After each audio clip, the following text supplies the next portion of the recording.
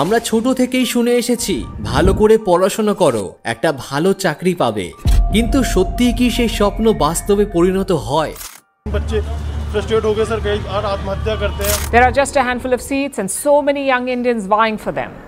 নাকি আমরা সবাই একটা অদৃশ্য ফাঁদের মধ্যে আটকে গেছি? আজ আমরা আলোচনা করব এমন একটা গুরুত্বপূর্ণ বিষয় যা আমাদের জীবনের প্রতিটি পদক্ষেপকে প্রভাবিত করে। ভিডিওটি শেষ পর্যন্ত দেখুন, কারণ আজকের আলোচনায় আপনার জীবন বদলে দেবার মতো অনেক কিছু জানতে পারবেন।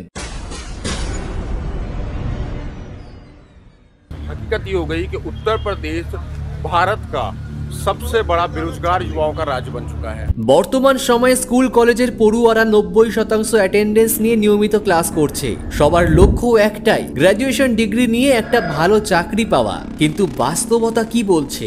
12 থেকে 15 বছরের পড়াশোনার পরেও অনেকেই চাকরি পাচ্ছেন না। নামি দামি ডিগ্রি থাকা সত্ত্বেও স্বপ্নের মতো চাকরির দেখা নেই। যারা চাকরি পান তাদের আয় ভবিষ্যৎ গড়ার জন্য যথেষ্ট হয় না, বাড়ি গাড়ির জন্য লোন নেওয়া বাধ্যতামূলক হয়ে দাঁড়ায়।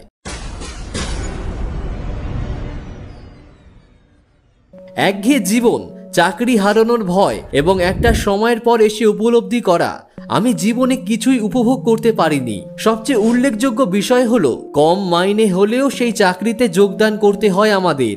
তবে সেই চাকরির মাইনে এতটাই কম হয় না যে আপনি টাকা জমিয়ে বাড়ি করতে পারবেন না, তাই বাধ্য হয়ে বাড়ি তৈরির জন্য নিয়ে নিতে হয় লোন। এবার আপনি বলবেন বাড়ি তো হলো, কিন্তু একটা গাড়িও চাই, তাই পুনরায় আবার ঝুঁকতে হবে লোনের দিকে। ব্যাস, এভাবেই কিন্তু নিজের অজান্তেই আপনার জীবন বাধা পড়ে যাবে শিকলে। সকালে ঘুম থেকে উঠে রেডি হয়ে অফিস, আর অফিস থেকে ফিরে এসে রাতের খাওয়া দাওয়া সেরে ঘুম, এটাই হয়ে যাবে আপনার জীবন। আর সর্বদা চাকরি হারানোর ভয়। যদিও দেখবেন ধীরে ধীরে আপনার এই লাইফটাই নর্মাল মনে হবে, আর এভাবেই একটা সময়ের পর আপনার বয়স বেড়ে যাবে অনেকটাই। ঠিক তখনই মনে হবে সারা জীবন বহু কষ্ট করার পরেও জীবনটাকে উপভোগ করা গেল না। মনে রাখবেন, এটাই হলো একটা বড় সড়ো ট্র্যাপ। হ্যাঁ, শুনতে অদ্ভুত লাগলেও এটাই কিন্তু বাস্তব। আসলে ছোট থেকে আপনি যে এডুকেশন সিস্টেমকে ভরসা করে এসেছেন, সেই এডুকেশন সিস্টেমটাই এমনভাবে তৈরি করা হয়েছে যাতে আপনি ট্র্যাপের মধ্যে আষ্টে পৃষ্ঠে জড়িয়ে পড়েন। সালটা 1806। নেপোলিয়ন আর্মি এবং প্রাশিয়ার মধ্যে হয় যুদ্ধ। যদিও প্রাশিয়ার আর্মির ক্ষমতা অনেকটাই মজবুত হওয়া সত্ত্বেও এই যুদ্ধে হেরে যায় তারা। দীর্ঘ পর্যালোচনা করার পর বিশেষজ্ঞরা বুঝতে পারেন প্রাশিয়ার আর্মিরা শক্তিশালী ছিল ঠিকই, কিন্তু তারা কোনো অর্ডার ফলো করেনি। তারা নিজেদের যেটা ইচ্ছে হয়েছে সেটাই করেছে। ঠিক সেই মুহূর্তেই প্রাশিয়ার বিশেষজ্ঞরা সিদ্ধান্ত নেন আগামী দিনে যাতে এই ঘটনা আর না ঘটে সেদিকে রাখতে হবে বিশেষ খেয়াল।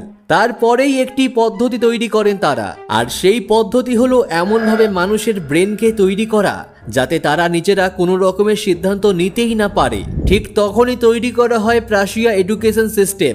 5 বছর থেকে 13 বয়সী পড়ুয়াদের জন্য এই এডুকেশন সিস্টেমকে করে দেওয়া হয় বাধ্যতামূলক। এই 8 বছরের মধ্যে তাদেরকে এতটুকু পড়ানো হয় যে তারা যেন তাদের সুপিরিয়রদের সকল পরামর্শ মেনে চলে। এই সময়টা অবশ্য আরও একটা কাজ হয়েছিল, সেটা হলো ইন্ডাস্ট্রি ক্রমশই বেড়ে চলেছিল। এতদিন পর্যন্ত মানুষ চাষাবাদ করে নিজেদের হাতে সমস্ত কিছু তৈরি করতেন, তবে এই সময়টার পর থেকে ইন্ডাস্ট্রির সংখ্যা এতটাই বেড়ে যায় যে মানুষকে আর হাতে করে কিছু তৈরি করতে হয় না, বলা ভালো সবটাই মেশিনের মাধ্যমে তৈরি হওয়া শুরু হয়ে যায়। যদিও এখানে কিন্তু একটা সমস্যাও দেখা দিয়েছিল। ইন্ডাস্ট্রি তৈরি হলেই তো আর শুধু চলবে না, চাই লোকজন। কিন্তু তখনকার মানুষ নিজেদের চাষাবাদ নিয়েই থাকতেন ব্যস্ত। কেউ কেউ আবার জড়িয়েছিলেন ছোটখাটো ব্যবসার সঙ্গে। ব্যাস, এখানেই সব শেষ।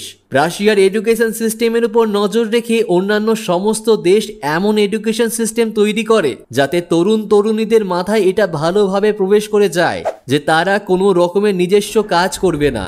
অর্থাৎ ভবিষ্যতে তাদেরকে ডিগ্রি নিয়ে কোনো না কোনো ফ্যাক্টরিতে গিয়ে এমপ্লয়ি হিসেবেই কাজ করতে হবে। এই কাজেও কিন্তু সফলতা পেয়ে যান তারা।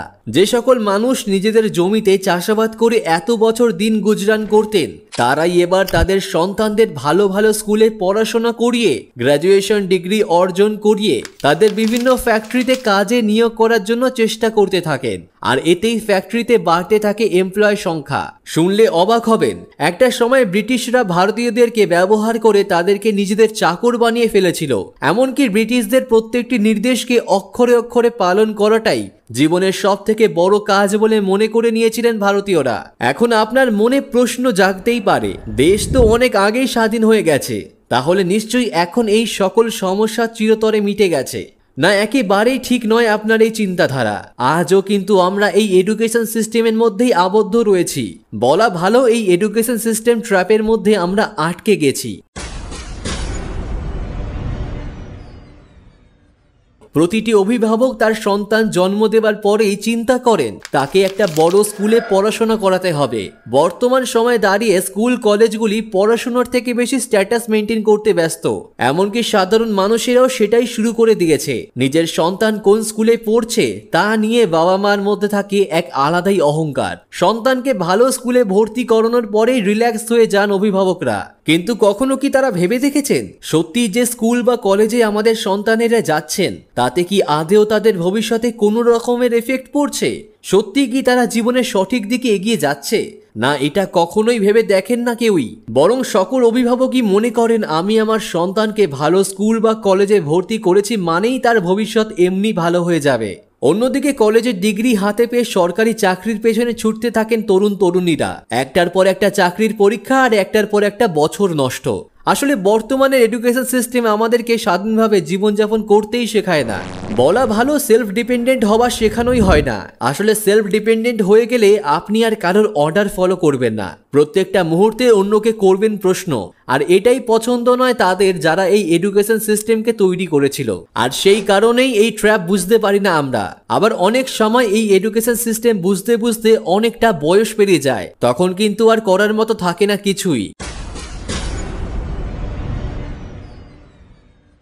তাই এবার থেকে নিজের কথাটা একটু চিন্তা করুন, কিভাবে নিজেকে সেলফ ডিপেন্ডেন্ট বানাবেন সেটা ভাবুন। কেবলমাত্র বইতে লেখা অক্ষর পড়ে গ্র্যাজুয়েশনের ডিগ্রি হাতে পাওয়ার পেছনে আর দৌড়ালে চলবে না। গ্র্যাজুয়েশন ডিগ্রির বাইরে গিয়ে digital marketing, programming, content creation বা গ্রাফিক ডিজাইনারের মতো স্কিল শিখুন। এগুলো আপনাকে সেলফ ডিপেন্ডেন্ট হতে সাহায্য করবে। নিজের শক্তি এবং আগ্রহ বুঝে তবেই কোনো কেরিয়ার পছন্দ করুন। আচ্ছা, আপনাদের কি মনে হয়, সত্যি কি এই এডুকেশন সিস্টেম আমাদের ভবিষ্যৎ উজ্জ্বল করছে? জানাতে ভুলবেন না কমেন্ট বক্সে।